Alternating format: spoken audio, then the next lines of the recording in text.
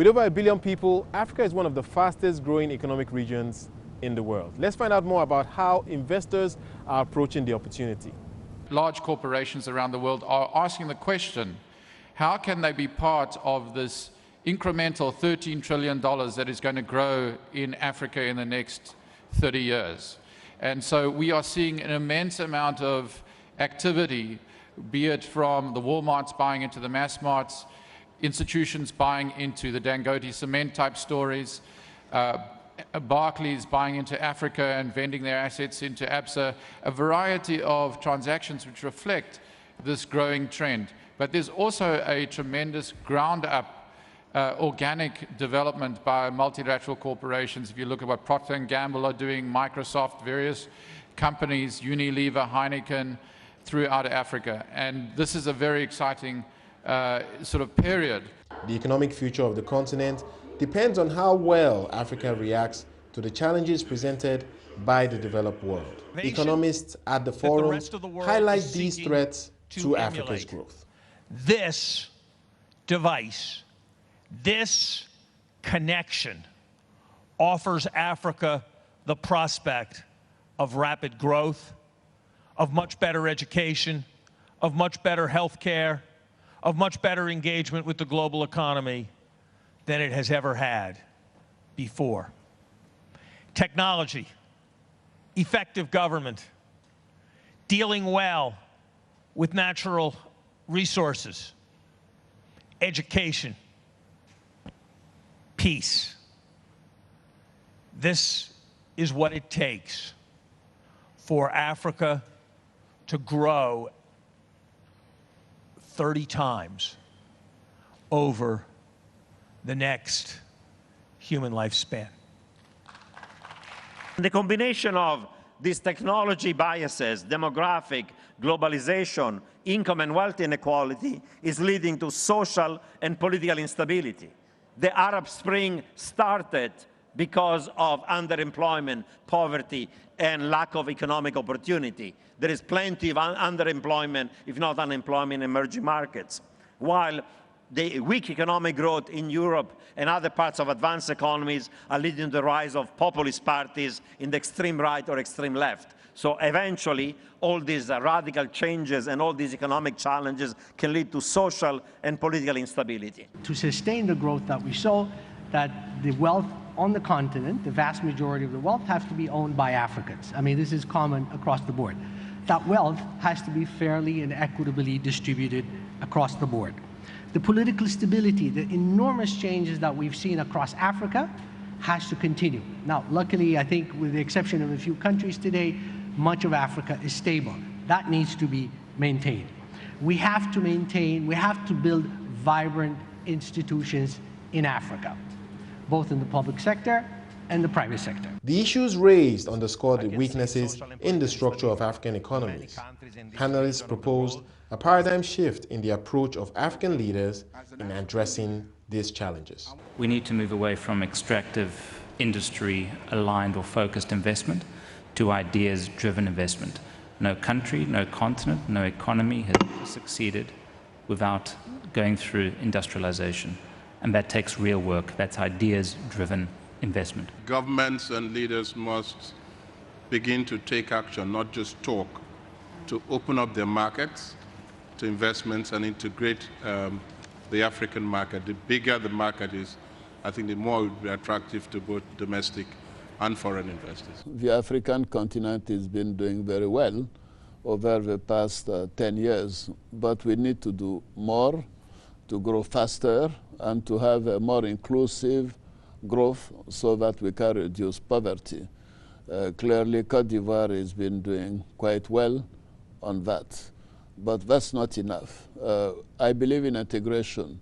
For Côte d'Ivoire to have a sustained growth, we have to get neighbors like Ghana, like Burkina Faso, Mali, especially Nigeria, have also to grow so we can have a market in the sub-region. And intra-African trade is very important. And that should be the real source of growth in the next generation. So we'll be very much working hard at making sure that we do get regional growth inter-African trade. The challenge which we see here is how to add value to African trade, African commodities. By adding value, you will be also diversifying this trade. Now, how do you add value to African trade? In our view, there are areas that are must. Energy, electricity, which we talked about a lot today.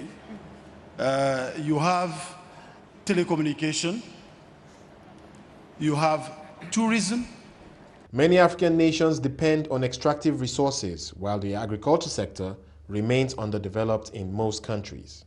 The agriculture sector in Africa is, however, seen as integral to not only the future development of the continent, but is also important to the rest of the world. Africa should feed itself, must feed itself.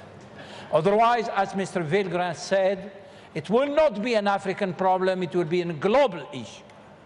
And therefore, the G8 have to be aware of that, because they are responsible.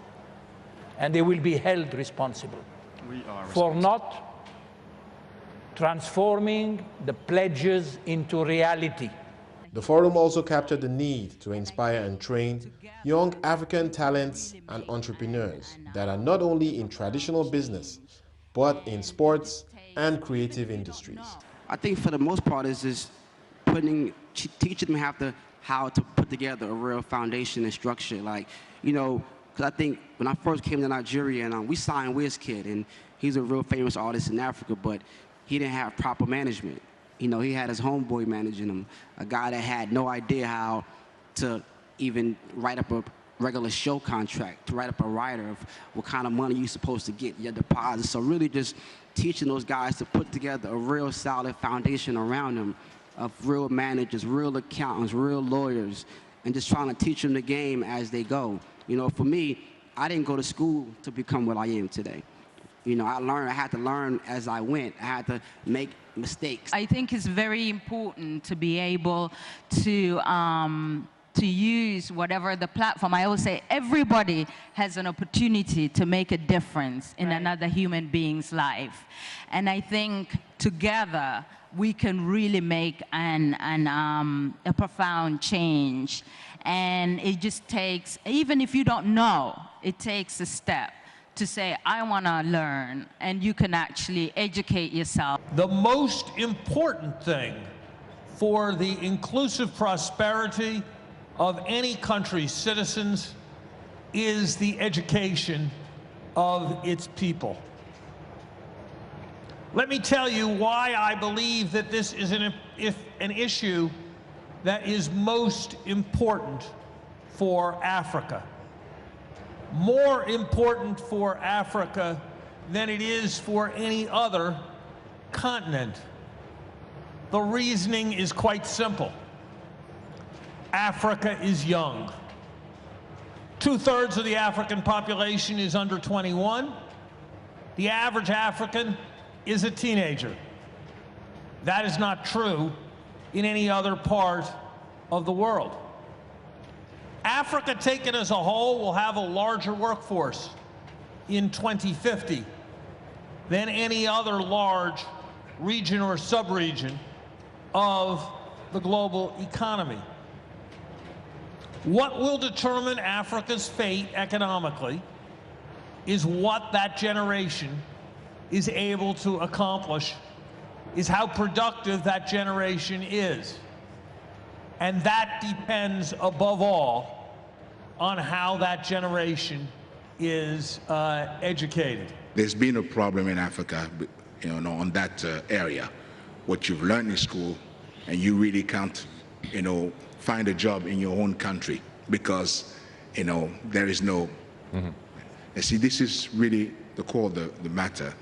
And so we could be talking at length with this problem because you have to develop also an economic plan, but really working with the private sector and to help the private sector be more profitable. Business people, if they are in confidence will then employ people. As they make more profits, they will create more jobs.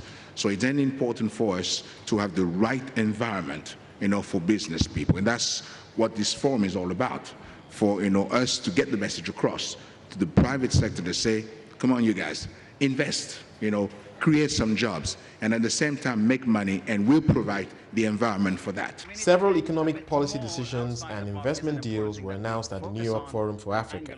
Gabonese President Ali Bongo Ondimba disclosed the creation of a $200 million fund to finance schools that will train 100,000 students in 2 years. The Gabonese Republic and Gunvor, a Swiss oil trader, also revealed plans to create an oil products trading hub on Africa's Atlantic coast. While a lot was said about the need to educate Africa's youth, the Chinese Aviation Industry Corporation and the Gabonese Ministry of Education signed a 3-year contract to construct and equip 3 training schools for Gabonese entrepreneurs at the cost of over $100 million. Most of the deals announced relate to investment in Gabon or the CEMAC region. But conference organizers hope that more transactions will be traced to relationships and ideas born at this year's New York Forum, Africa.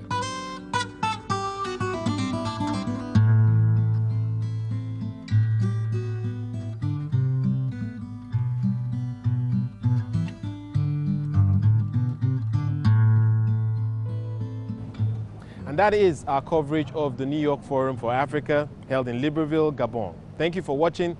Until next time, it's goodbye.